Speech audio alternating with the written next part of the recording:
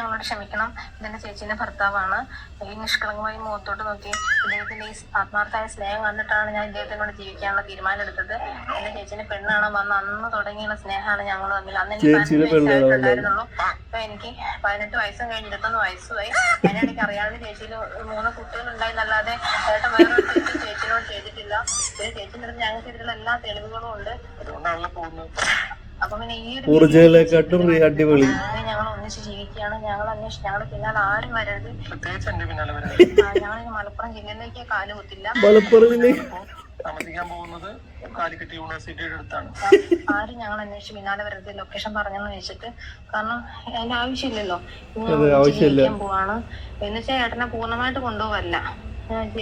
ചേച്ചിക്ക് എപ്പ വേണമെങ്കിലും ഞാൻ വരും എനിക്ക് അവിടുന്ന് ഒരു 2-3 എണ്ണത്തിന്റെ കൂടെ പൊക്കാനുണ്ട്, കൊണ്ടുവരാനുണ്ട്.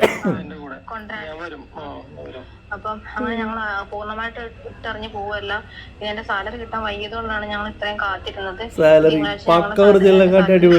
പിന്നെ ഞങ്ങൾ ഒന്നിച്ച് ജീവിക്കും. പിന്നെ ഏട്ടന്റെ സ്നേഹമാണ് ഞങ്ങൾക്ക് മുന്നോട്ട് ജീവിക്കാനുള്ള ആ ഒരു സ്നേഹമാണ്. ഈ ആത്മാർത്ഥ സ്നേഹം ഞങ്ങൾക്കിനി വേർതിരിഞ്ഞ് ജീവിക്കാനേ സാധിക്കില്ല. അടിപൊളി, സൂപ്പർ.